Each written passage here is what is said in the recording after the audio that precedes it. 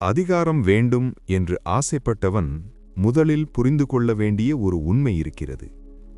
இந்த உலகம் நேர்மையால் மட்டும் ஓடுவதில்லை. இந்த உலகம் பிம்பத்தால் ஓடுகிறது. மக்கள் உங்களை எப்படி பார்க்கிறார்கள், அதுவே உங்கள் சக்தியை முடிவு செய்கிறது. ஒரு மனிதன் தவறு செய்தால் அவன் பெரியவனாக இருந்தாலும் மக்கள் அவனை மனதிலிருந்து தள்ளிவிடுவார்கள். ஆனால் அதே தவறு வேறு ஒருவரின் கைகளில் நடந்தால் அதிகாரம் கொண்டவன் தூய்மையானவன் போலவே தோன்றுவான். இதுதான் இந்த சட்டத்தின் ரகசியம். உங்கள் கைகளை சுத்தமாக வைத்துக் கொள்ளுங்கள். வேலை நடக்கட்டும், ஆனால் அந்த வேலைக்கான குற்றம் உங்களிடம் வரக்கூடாது. மனித மனத்தின் பலவீனம். மக்களுக்கு ஒரு பழக்கம் இருக்கிறது. அவர்கள் உண்மையை விட யார் செய்தார்கள் என்பதை பார்த்து தீர்ப்பு சொல்வார்கள். ஒரு தவறு நடந்தால் மக்கள் உடனே கேட்பார்கள், இதை யார் செய்தது? அந்த நேரத்தில் உங்கள் பெயர் வந்தால் உங்கள் மதிப்பு குறையும். ஆனால் அதே தவறு வேறு ஒருவரின் கைகளில் நடந்தால் உங்கள் பெயர் வரவில்லை என்றால் நீங்கள் தூய்மையானவராகவே இருப்பீர்கள். அதனால்தான் அறிவாளிகள் எந்த கடினமான வேலை இருந்தாலும் அதை நேரடியாக செய்ய மாட்டார்கள். அவர்கள் ஒரு இடைவெளி வைத்துக் கொள்வார்கள். அந்த இடைவெளிதான் அவர்களை பாதுகாக்கும் கவசம். அதிகாரத்தின் மறைமுறை. அதிகாரம் உள்ளவர்கள் எப்போதும் ஒரு விஷயத்தை கவனிப்பார்கள். அவர்கள் இரண்டு முகங்களை வைத்திருப்பார்கள். ஒரு முகம் மக்களுக்கு தெரியும் முகம், மற்றொரு முகம் அவர்களின் வேலைகளை நடத்தும் மறைமுகம். மக்களுக்கு தெரியும் முகம் அமைதியானது, நல்லது, கருணையுடன் இருக்கும். ஆனால் பின்னால் வேலைகளெல்லாம் நடந்து கொண்டிருக்கும்.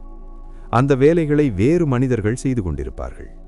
பிரச்சனை வந்தால் அவர்கள்தான் குற்றவாளி. அதிகாரம் வைத்தவன் சுத்தமாக இருப்பான். உலக அரசியலில் இந்த ரகசியம். உலக அரசியலில் இந்த முறையை நீங்கள் எங்கும் பார்க்கலாம். ஒரு தலைவர் கடினமான முடிவுகளை எடுக்க வேண்டும். வரி அதிகரிக்க வேண்டும், ஒரு திட்டத்தை நிறுத்த வேண்டும், ஒரு பெரிய தண்டனை கொடுக்க வேண்டும்.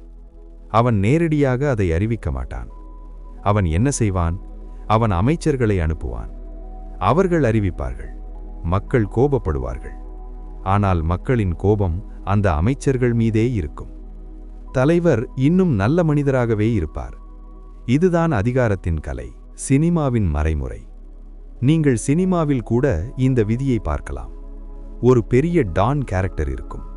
அவன் யாரையும் நேரடியாக கொல்ல மாட்டான். அவன் சும்மா ஒரு வார்த்தை சொல்வான். அவன் இனிமேல் இருக்கக்கூடாது. அதற்கு பிறகு அவனுடைய மனிதர்கள் வேலை செய்ய ஆரம்பிப்பார்கள். ஒரு இரவு, ஒரு சத்தம், ஒரு முடிவு. அடுத்த நாள் டான் அமைதியாக காஃபி குடித்துக் கொண்டிருப்பான். போலீஸ் வந்தாலும் அவன் சொல்வான், எனக்கு எதுவும் தெரியாது. அவன் கைகளை சுத்தமாக வைத்திருக்கிறான்.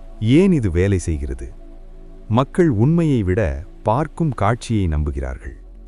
ஒரு மனிதன் எப்போதும் நல்லவனாகவே நடந்து கொண்டால் மக்கள் அவனை நல்லவன் என்று நினைப்பார்கள். அவன் பின்னால் என்ன செய்கிறான் என்று யாரும் பார்க்க மாட்டார்கள்.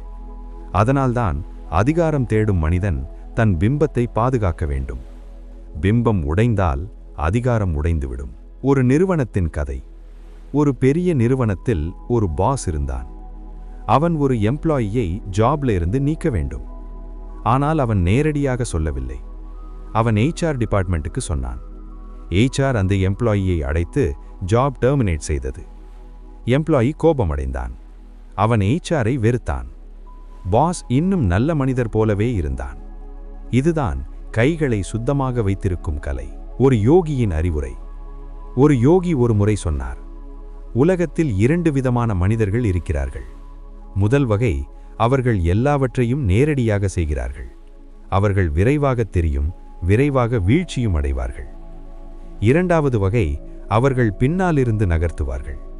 அவர்கள் அமைதியாக இருப்பார்கள், ஆனால் அவர்கள் நகர்த்தும் மனிதர்கள் உலகத்தை மாற்றிவிடுவார்கள். யோகி சிரித்தார். அதிகாரம் வேண்டுமென்றால் நீங்கள் இரண்டாவது மனிதனாக இருக்க வேண்டும். அதிகாரம் தேடும் மனிதன் கோபத்தில் செயல்பட மாட்டான். அவன் அமைதியாக இருப்பான், ஆனால் அவன் நகர்த்தும் மனிதர்கள் உலகத்தை மாற்றிவிடுவார்கள். நீங்க இந்த விஸ்டமை விரும்பினா உங்க எபிக் தமிழ் யோகி ஃபேமிலியில சேர்ந்து சப்ஸ்கிரைப் பண்ணுங்க மற்றும் பெல் ஐகானை அழுத்துங்க. புதிய வீடியோக்கள், முதல் நெறிமுறைகள், உளவியல் பாடங்கள், சீக்ரெட் ஸ்ட்ராட்டஜிஸ் எல்லாம் சீராக பெற. வணக்கம்.